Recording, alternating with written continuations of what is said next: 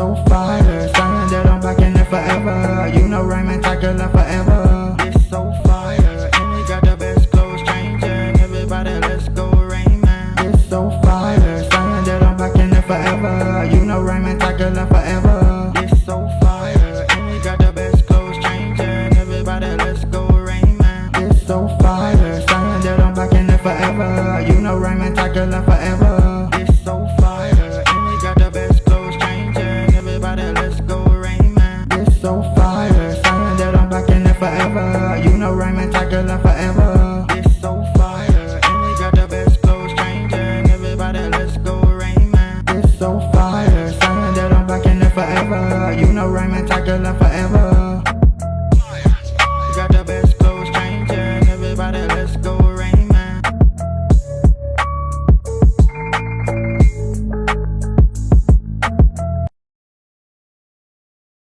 What's good, YouTube? It's your boy Raymond Tucker Forever. Welcome to my YouTube channel. Today I'm back with another video. Before I get into that video, I want to remind everyone that I leave the link to a different playlist in every description box. Take a moment to click on those links, run the views up, run the thumbs up, run the comments up, and if you feel the need to share the playlist, feel free to share the playlist. If you like my channel and find my content helpful, take a moment to subscribe and turn on post bell notifications. That way YouTube will notify you every time I upload a new video. I am 12 subscribers away from achieving my goal of 7,000 subscribers. Yes, I'm 12 more subscribers away from 7,000 subscribers. I want to achieve that goal before December 31st, 2024. I'm only 12 away. I had a good content. You guys are the supporters. If you haven't subscribed yet, take a moment to subscribe and turn on post bell notifications. And we can achieve that goal before December 31st, 2024. Today I'm back with another video. Today I'm back with I'm sharing my reaction to finding out my brother passed away. I wanted to wait to do this video on the year anniversary of my brother being passed away, but I continue to remind myself that tomorrow's not promised to nobody. So why put off for tomorrow what you can do today? Why wait a whole year, another 11 months to do this video when I can do it now? Because I don't know what tomorrow gonna hold, and neither you guys don't know what tomorrow gonna hold. So I'm doing that video now to get out of the way. The day my brother passed away, I was at work. I'm making my last delivery of the day, which is at a post office I go to. I was making my last delivery. And it was a smooth day. It was a very smooth, calm, everything going as planned. I was getting my route done on time. I was ahead of schedule. And I was ready to go see my brother. That's all I knew. I wanted to get my work done, go see my brother. I was just out there with him the day before. So I'm like, I'm coming as soon as I get off work. I'm coming as soon as I get off work. Instead of going to take a shower, I'm coming to there, funk it all, fresh off work, keeping it real. You know, I'm old school like that. Back in the day when I was a child, most men and women, when they get off work, they didn't go on to take a shower, fresh up, and go to shopping, go pay bills. So when they get off work, clock out, get in their vehicle, they go on and run their errands. And then go home when they finally get home for the day, take a shower, relax, and so forth and so forth. So I follow that same routine in my everyday. I don't care how I'm looking. I'm looking rough. I don't care. However I come, it's just how I'm coming. You know, so this particular day, I get to my last delivery. I back my truck in. Everything was smooth. The loading dock working right. I'm like, cool. Like Ice Cube say, gotta say it was a good day. You know, went with the flow. Got a pedal off my truck. Shut it down. I scanned it. Got a signature.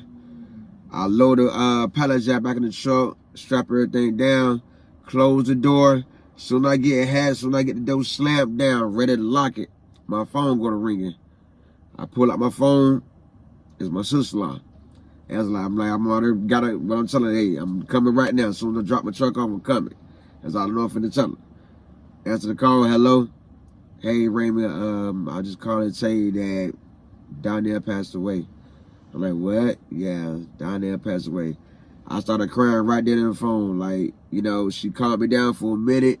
She calmed me down for a second. Like, that's when my world started. Everything just stopped. Everything just stopped.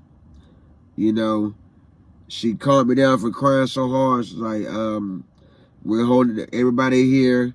We're holding the body in the hospital until you get here. You the last one to see the body. You the last one that we want to see the body before the funeral home come take it. Okay, cool, I'm on my way. All right, we said our goodbyes. I got the phone. And I just dropped my phone right on the floor and just started crying hysterically.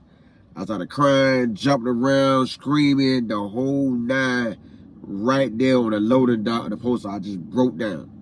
I just broke down. Like, that just destroyed my whole life, destroyed my whole day, destroyed my whole mood. I just shut down and just went to crying hysterically, screaming hysterically, jumping up and down, just moving around like a madman, you know, and wouldn't stop.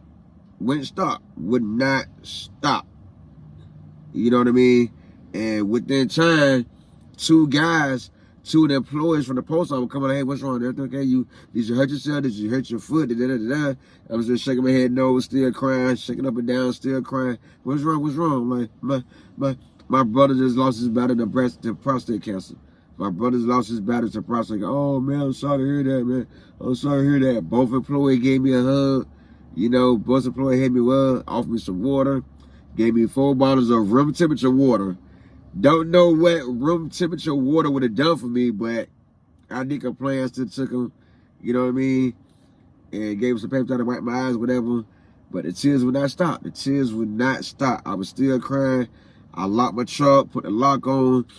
Well, I didn't put the lock on. I locked my truck, made sure it was latched. Got in my truck. That's when I was on, still on Facebook Live, still crying. Put my seatbelt on, just took off, not looking at what it took off. You know what I mean? That's, you know what I mean? The whole rap back to the warehouse and drop my truck off, I'm crying. And then at the same time, while I'm crying, I'm calling everybody I need to call to let them know what's going on. Because I know my sister I ain't taking the time to call everybody. So I took the time to call the one that I figured she might not call. So I called my daughter. We shared some tears. I called my son. We shared some tears. I called my third son. My third child didn't get an answer. When they called my aunt. One on my dad's side. I really didn't want to call her because some kind of way I felt some kind of resentment to my dad's side of the family because this is where the prostate cancer come from. We lost a lot of people on my dad's side of the family to prostate cancer. I felt some kind of way, right? Straight like that, I felt some kind of way. But I still called and tell her, she hear me crying hysterically on the phone. I'm on the highway, blowing the horn at people like the Homer commercial. When the sister come on home and right down the street, blowing the horn at people to get out the way while he rushing home to his family, that's me rushing to the warehouse in rush hour traffic. In out of lanes, swerving everywhere. I didn't give a damn. All I knew was I need to get to the hospital to say my last goodbye to my brother. I need to go see my brother. I need to go see my brother in the hospital. You know, my aunt tried to calm me down, like trying to pull over. She would have somebody come get me. I don't need to be driving. I wasn't trying to hear that. I'm stuck in traffic. Every way to get to the warehouse was loaded. Both exits I needed to take to get off the off-ramp of the highway to get to the warehouse to drop my truck off was backed up. You know what I mean? So I ended up taking a detour, going another way to a whole other direction.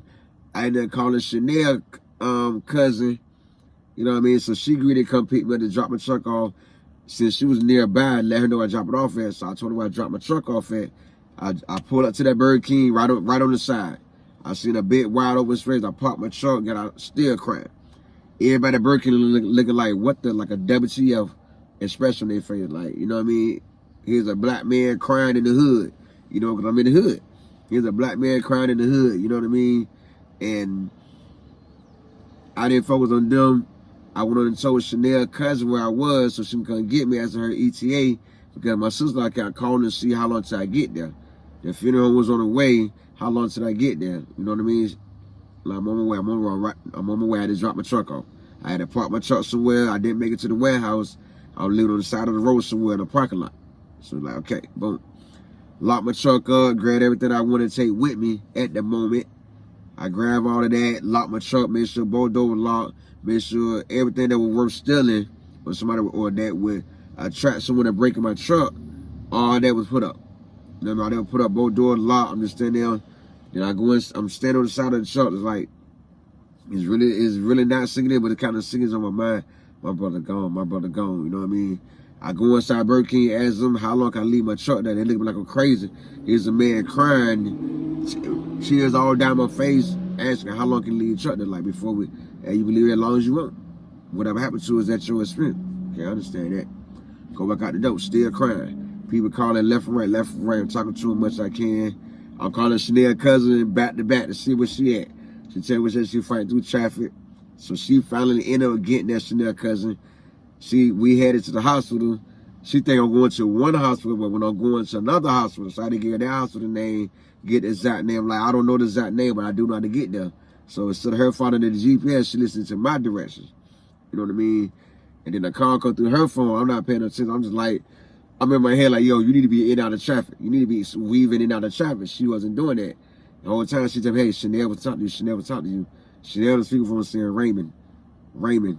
I'm not paying attention. Like, man, I'm looking at the road. Like, I'm looking behind us out the window. Don't see no police in sight. Like, yo, why is she not in and out of traffic? Why is she not swerving in and out of the lane to get me to the hospital as soon as she can?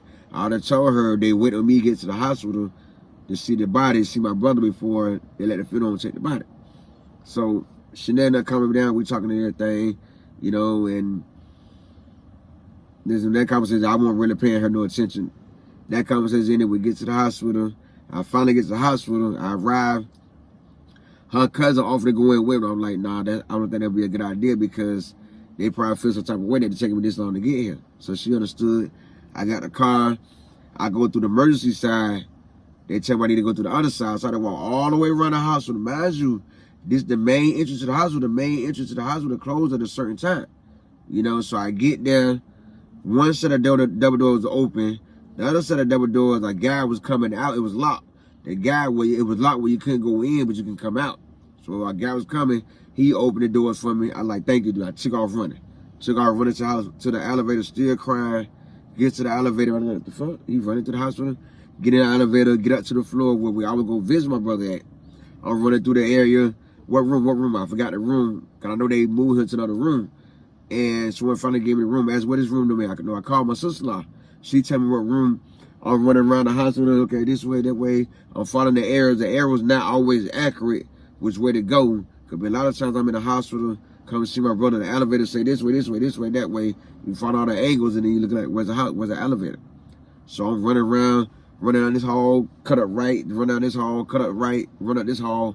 There's looking at, I'm looking for a room that, I'm just taking off running. You know what I mean? And I finally come up, make a left. They hear the footsteps coming fast. Here go my sister-in-law's sister, her mom, they give me a hug. I go in, I calm myself down, like, calm down. I take 6 deep breaths. I say, let's do it. Walk in, see my brother there. I go give everybody a hug. Go straight to my brother. Kiss him on the forehead. Say I love you one last time. You know what I mean? Like that was the last time I got to hug my brother. I gave him a hug. Sat there, I gave my cousin a hug. He said straight, jacked up. You know what I mean? Crying, gave him a hug, shook hand like I love you, cousin. You know what I mean? I went to my brother's best friend, and when I got a crush on, gave her a big hug. Like we held embrace for a minute, hugging like, no, this don't change that. You still family. I whispered to her ear, this don't change. You still family. You know what I mean? You still part of the family. You part of the inner circle. So, you know, I'm here to support you. I'm here for you. You know what I mean? Just hit my phone, hit me up on Facebook. I'm here for you. I love you. We said I love you. We let go. That was that. Gave my sister a hug. I mean, never really hugged her like that, but gave my sister a hug, said something encouraging to her, and just sat there. You know, engaged in conversation, sat there just looking at my brother. Like, my eye was stuck, locked on my brother. You know what I mean? 1,000,001 questions going through my head, but at the same time, anger was going on too, cause like, hey, my brother lost his battle to cancer. So now I'm in my mindset. My mind already set to fuck cancer. You know what I mean? Fuck cancer. You know what I mean? Like literally right there, fuck cancer. You took my brother. You took a good man of this earth that didn't deserve this, that didn't ask for this. You know, so my mind just all jacked up. From that moment forward, my mind was jacked up. So the funeral home finally, like an hour later, the funeral home finally came. You know, they were like, the nurse coming, they gotta get the body ready. So there's everybody to leave except for me, my sister-in-law, and I believe my sister-in-law was the only two that stayed in the room. Why they had to wipe the body down. I'm like, well, wipe the body down. So they want to get the body washed off. I stood to help. You know, like you had to know, this is my brother. This is the president right here. This is the mayor of Virginia. You got to be careful. I'm over there right there with him, helping take the gown off, you know what I mean? while they wipe him down, you know. Then I say about a good 40 minutes later, the funeral home finally arrived, and as they doing everything, I'm happy as well because this is my brother. You know what I mean? Like, I want to be part of this. This is my brother. I'm gonna help the whole procedure. You know, because I went on many removals with him, with my brother, where he had to wrap the body and everything. So I'm happy to do the whole process. I'm happy to get out, doing it right with him. You know, I helped the whole process, even lifting him to the stretcher. I helped with that. They tied it down, took him out the room. Before they did all that, before they closed the thing, I gave one last hug, one more kiss on the forehead, like, I love you, bro. I love you. You will live on to the day I die through me, on God. You know, and that was that. We all sat and talked for a little while. And the guy that started to open his door for me to have my own business, he gave me a ride back to my truck. We talked and everything. And that was that. You know what I mean? That was that. You know, that's the worst day of my life. That losing my brother really changed me, really got me on my black youngster, fuck the world, fuck everybody mindset. You know what I mean? I hate to say it like that, but that's how I feel. A lot of stuff I don't have time for no more after losing my brother, because the same things that he didn't have time for. And that made him a great man, so that would make me a great man as well. But ever since my brother passed away, I've been on my fuck everybody. You know what I mean? And that's the attitude he had, and that made him a great man. So I've been on that same since August 13, 2024. I've been in that same mindset, fuck everybody. You know, it really changed me for a lot. And I just want to share that story, trying to get it off my chest and release myself for that. Instead of holding it in for a year, release it now.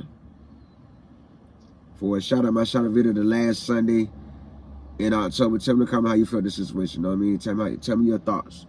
Tell me your thoughts. Tell me your thoughts, and I give you a shout out in my shout out video the last Sunday in October.